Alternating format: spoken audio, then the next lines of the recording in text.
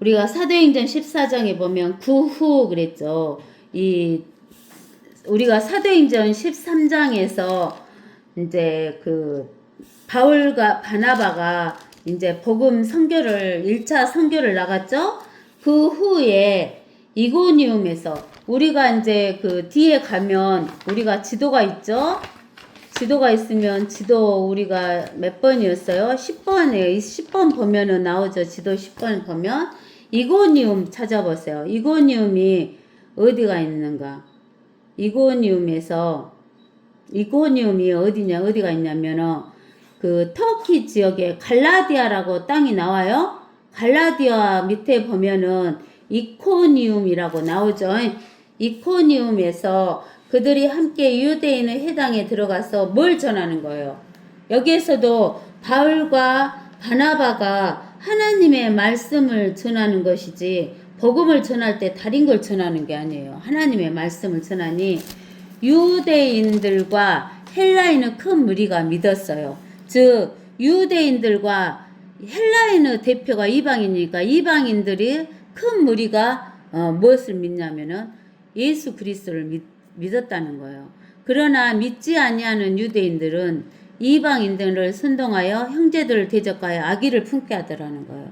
그러니까 우리가 복음을 전하면 두 개로 나눠져요.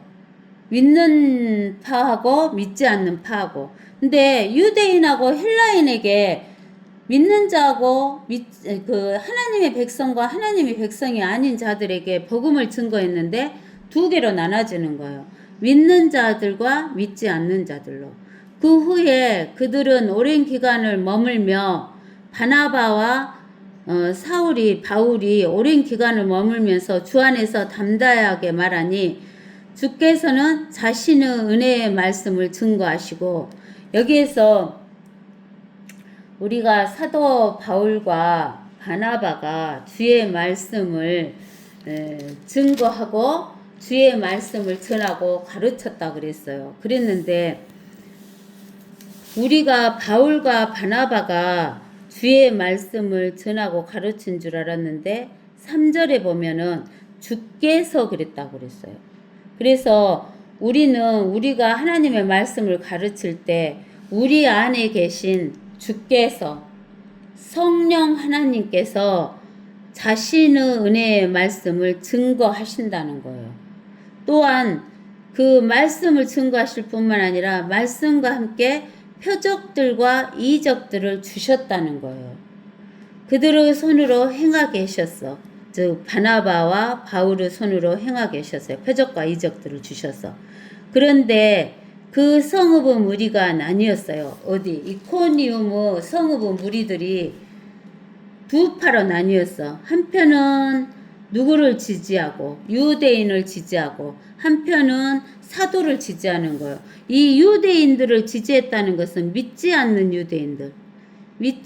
유대인들이 있었죠. 그래서 믿지 않는 유대인들을 지지하고 다른 편은 믿는 사도들을 지지한 거예요. 바나바와 사울을. 이방인들과 유대인들이 그들의 간원과 더불어 두 사도를 모욕하고 돌을 던지려고 달려들 때 그들이 이를 알아차리고 누카오니아의 성읍들인 누스트라와 더베와 그 근방으로 피신하여 그곳에서 복음을 전파하느니라. 이게 바울과 바나바가 이 이코니움에서 복음을 증거했는데 돌로 던지려고 하니까 어디로 가냐 하면은 누카오니아에 있는 누스트리아로 가는 거예요.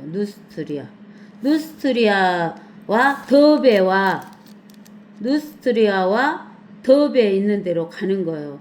그 이코니움에서 밑에 쪽으로 가는 거예요.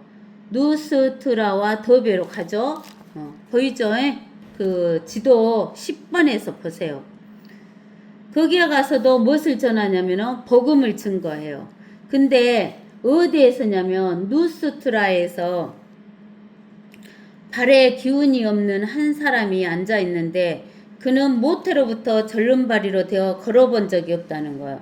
모태에서부터 절름발이로 태어난 사람이 낫을 확률은 거의 없는 거잖아요. 근데 이 사람이 바울이 말하는 것을 듣고 있었어요. 바울이 말하는 것을 듣고 있었는데 바울이 뭘 말했을까요? 바울이 말하는 것은 하나님의 말씀을 하는 거예요. 하나님의 말씀. 하나님의 말씀은 이때는 무슨 성경이냐면 구약 성경을 이야기를 하는 거예요. 창세기, 출애굽기, 레위기, 민수기, 신명기, 모세오경과 시편과 선지서를 이야기를 하는 거예요. 그래가지고 이 절름발이가 열심히 하나님의 말씀을 듣는 거예요. 그러니까 그를 유심히 보니 그에게 치유받을 만한 믿음이 있는 것을 알게 된 거예요. 누가? 사울과 바나바가. 근데 우리가 어디에서 보면 알 수가 있냐면 이사야서 53장 이사야서 53장을 한번 봐보세요. 이사야서 53장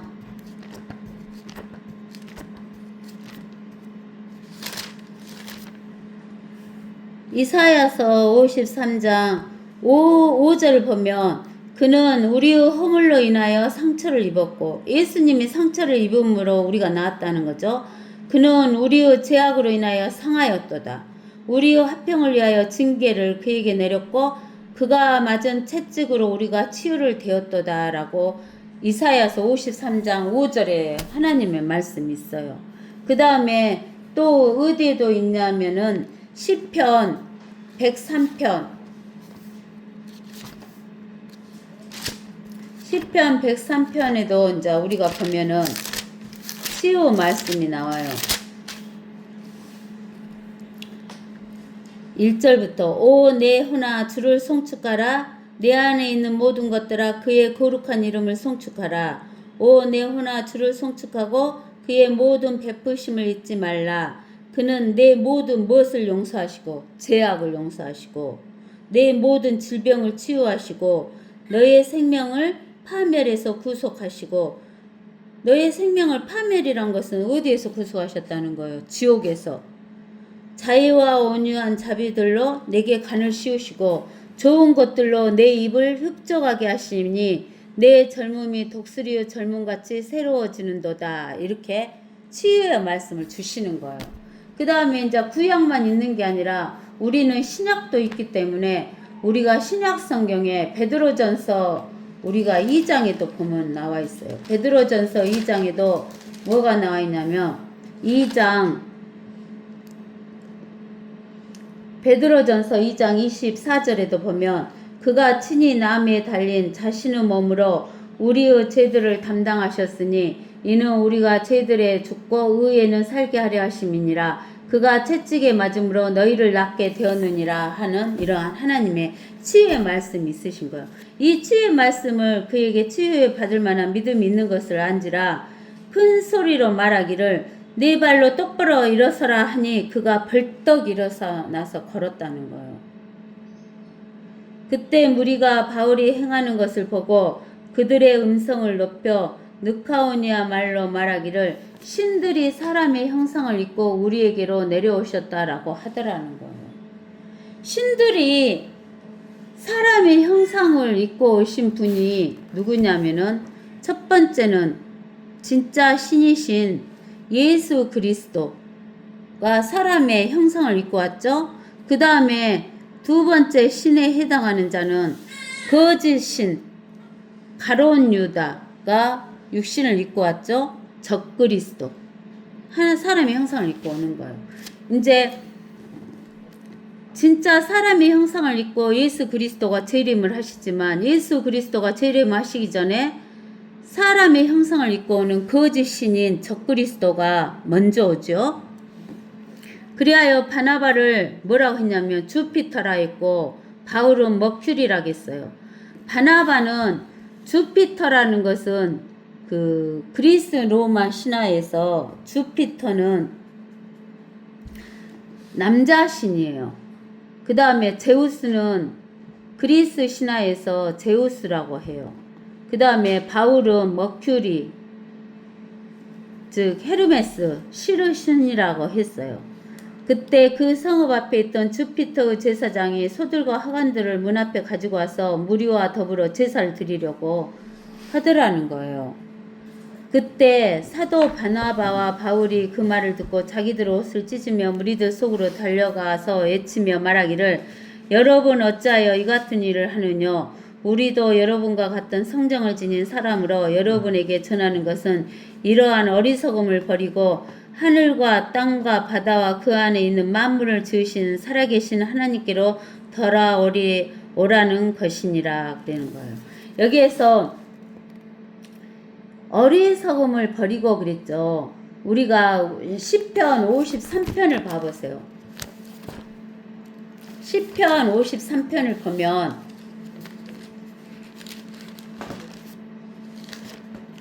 (1절에) 이렇게 나와 있어요.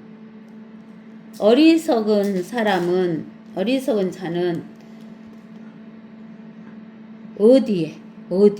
어디에다가 자기 마음에 말하기를 의시 없다 하나님은 없다 하였도다.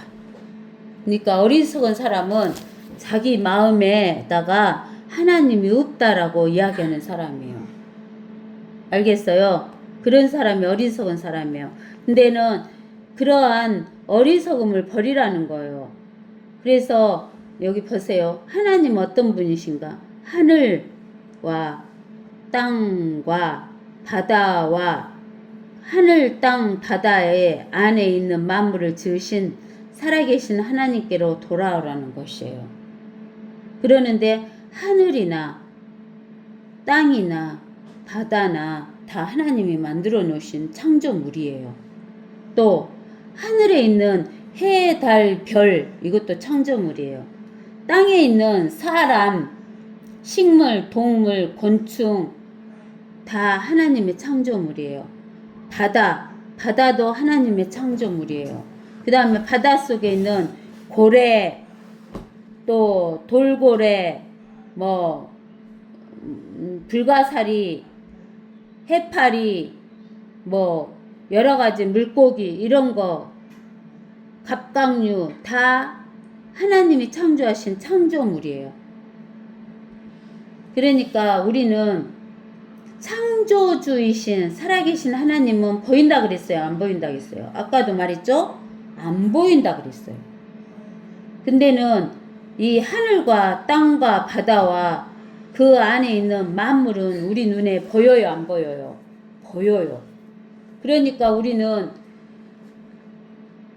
7, 80년간 사는 목숨, 라이프를 위해서 이러한 것을 의지하려고 해요. 근데 하나님은 그러한 것을 의지하면 라이프는 조금 연장이 되지만, 사는데 연장이 되지만 영원히 산다고 못 산다고? 영원히 못 산다. 그러니까 영원히 살려면 창조주이신 영생을 가지신 하나님을 믿어야 된다. 근데 그 하나님이 안 보이니까 너희에게 보여준 하나님의 말씀을 믿어야 된다라고 이야기를 하시는 거예요. 지나간 때에는 하나님께서 모든 민족이 자기들로 길로 가는 것을 허락하셨어. 즉 지금까지는 예수님이 십자가에서 죽으시고 묻히시고 부활하시기 전까지는 하나님께서 모든 민족, 유대인이나 이방인들이나 모든 민족들에게 자기들의 길로 가는 것을 허락하셨어. 그 자기들의 길이 뭐냐면은 창조물을 믿는 길이에요. 우리가 이사야서 55장에 보면 뭐라고 나와 있냐면, 이사야서 55장을 가보세요. 이사야서 55장에 가보면 하나님께서 이렇게 말씀하셨어요. 8절에 주가 말하노라, 하나님의 생각은 너희 생각과 다르며 하나님의 생각은 창조주인 하나님을 믿어라 한 거고, 인간의 생각은 눈에 보이는 창조물을 믿는 거예요. 다르며 하나님의 길은 너희 길과 다르다는 거예요. 하나님의 길은 하나님을 믿는 것이고 너희 길은 창조물을 믿는 것이에요. 창조물은 영생을 안 주지만 생명은 준다. 그러나 하나님은 너희에게 영원한 생명을 줄 뿐만 아니라 라이프도 준다 이 말이에요. 그래서 하늘들이 땅보다 높음 같이 하나님의 길이 너희 길보다 높으며 하나님의 생각이 너희 생각보다 높으니라. 그러면서 비와 눈이 하늘에서 내려 그곳으로 다시 돌아가지 않고 하늘로 돌아가지 않고 땅을 적셔서 싹을 내어 뿌리는 자에게 씨를 주고 먹는 자에게 양식을 준과 같이 하나님의 입에서 나가는 하나님의 말씀도 그러하니 그것은 헛되이 하나님께 돌아오지 아니하고 하나님이 기뻐하는 것을 이루며 하나님이 보내어 이루려 하는 일에서 번성할 것이니라. 너희가 기쁨으로 나가서 합병으로 인도함을 받을 것이요 산들과 작은 산들이 너희 앞에서 노래를 터뜨리고 들은 모든 나무가 손뼉을 치리라. 가시나무를 대신하여 젖나무가 나오며 찔레를 대신하여 도금냥 나무가 나올 것이며 그것이 주께 한 이름이 되어 끊어지지 아니할 것이며 무엇이 될 것이다고 영원한 표적이 될 것이에요. 여러분들 영원한 표적으로서 가장 큰 영원한 표적이 무엇이에요?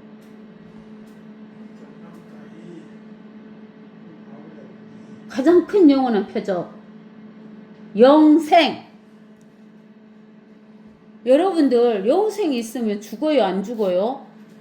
영원히 안 죽어요. 안 먹어도 안 죽어요. 그러면 먹고 살 거 걱정할 필요 있어요 없어요? 없지요. 옷 안 입어도 안 추워서 안 죽어요. 집 없어도 안 죽어요. 여러분들 왜 집이 필요해요? 왜 옷이 필요해요? 왜 먹을 것이 필요해요? 왜 돈이 필요해요? 안 죽으려고 그래요. 안 죽으려고 오래 살라고. 근데 영생이 있으면 안 죽어요. 안 죽은다고요. 안 죽어. 17절 그분은 자신을 증거 없이 내버려 두지 않았대요. 하나님이 자신을 증거한대요. 그 증거가 뭐냐면 이는 그분이 하나님이 선을 행하신대요. 선을 행하시고 우리에게 하늘로부터 비와 풍요한 계절을 주시며 여러분들 선이라는 것은 가장 큰 선은 영생이라고 아까쯤에도 그랬죠. 영생. 근데 이 땅에서 영생 말고 선이란 것은 생명이잖아요. 라이프, 생명, 목숨. 근데 목숨을 위해서 하나님이 증거하신대요. 목숨을 위해서 뭘 준다고? 비, 풍요한 계절을 준대요. 음식, 기쁨, 우리 마음은 무엇을 채운다고? 마음을 채우셨음이라고 하신 거예요. 이렇게 말을 함으로써 우리가 그들에게 제사를 지내지 못하도록 간신히 만류하니라. 그러니까 여러분들이 우리가 잠언 보면 뭐라고 하냐면 지킬 것보다도 가장 지켜야 할 것은 무엇이냐면 마음을 지켜야 된다 했어. 마음. 이 마음에 우리가 뭘 담아야 돼? 뭘 담아야 돼? 하나님. 그 하나님을 담아야 우리에게 뭐가 있어? 영생이 있어요. 영생.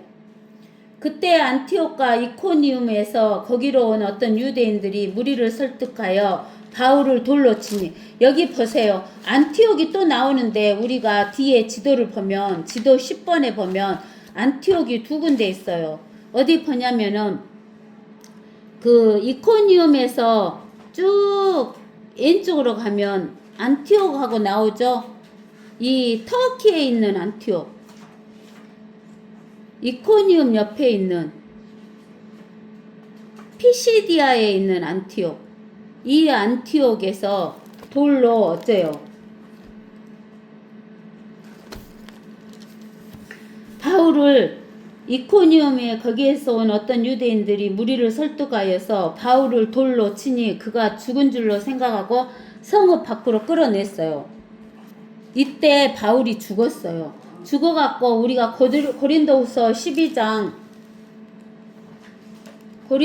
12장에 뭐라고 나와 있냐면 1절에서 정령 잘하는 것이 나에게 유익하지 못하나 내가 주의 한상들과 계시들을 말하리라. 내가 14년 전에 그리스도 안에서 한 사람을 알았는데 그가 몸 안에 있었는지 나는 말할 수 없고 몸 밖에 있었는지 나는 말할 수 없지만 하나님께서는 아시느니라. 그 사람이 셋째 하늘에 끌려 올라갔느니라.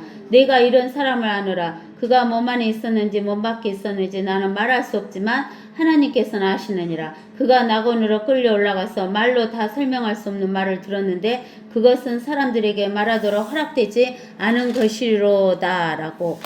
내가 이런 사람에 관해서는 내가 자랑하겠으나 나에 관해서는 약하다는 것 외에는 자랑하지 아니하리라. 이렇게 이야기한 거예요. 이게 이때 이코니움에 있는 그 안티옥에서 돌에 맞아갖고 죽은 거예요. 그래갖고 성 밖으로 끌어냈어요. 그러나 제자들이 그를 에워싸고 섰는데 그가 일어나자 다시 살아난 거예요. 바울이. 성읍 안으로 들어가더라. 그리하여 그 다음날 바나바와 함께 더베로 떠나니라. 이렇게 이야기가 됐어요.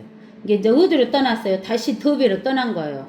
그들이 그 성읍에서도 더베에서도 뭘 전한 거예요? 복음, 하나님의 말씀을 전한 거예요. 많은 사람들을 가르치고, 이게 하나님의 말씀을 전하기만 하는 게 아니라 뭣도 해야 돼요? 가르치는 거예요. 가르치는 것도 복음 전하는 거예요. 하나님의 말씀을 복음을 전하기도 하고 가르치기도 해야 되는 거예요. 그러니까 우리는 그 하나님의 말씀을 가르치는 복음을 전하는 자는 목사라고도 하고 가르치는 자 선생이라고도 하는 거예요. 누스트라와 이코니움과 안티옥으로 다시 돌아가서 제자들의 혼을 강건케 해주고 그들이 믿음 안에 거하도록 공부하고 또 우리가 많은 환난을 거쳐서 하나님 나라에 들어가야 한다고 말하니라. 하나님 나라라는 것은 우리가 지금 하나님의 교회가 되는 것이 하나님 나라예요. 하나님의 교회가 돼야 된다는 거예요. 즉 하나님의 교회가 되는 것은 이 땅에서 살 때는 우리에게 무엇이 와요? 고난이 온다는 거예요. 우리가 살 때 행복만 없잖아요. 힘든 어려움도 있잖아요. 그것을 많은 환난이라고 이야기해요. 대환난이 아니에요. 7년 환난이 아니다 그 말이에요. 두 사도는 각 교회에서 장로들을 선임하고 이제 이 그 여러 도시에서 복음을 증거했잖아요. 그 도시마다 교회를 세운 거예요. 그래서 그 교회에 세운 교회마다 장로들을 선임하고 금식 기도하며 자기들이 믿는 주께 그들을 의탁하더라. 교회를 의탁하고 사도와 바나바와 사울이 그들이 피시디아를 경유하여 팜필리아에 도착한 뒤에 퍼가에서 말씀을 전하고 아탈리아로 내려와서 그곳에서 배로 안디옥을 향해서, 이 안디옥은 어디 안디옥이냐면 아까 터키에 있는 피시디아의 안디옥이 아니에요. 즉 19절에 있는 안디옥은 피시디아에 있는 안디옥이에요. 그 다음에 여기 26장에 있는 6절에 있는 안티옥은 시리아에 있는 안디옥이에요.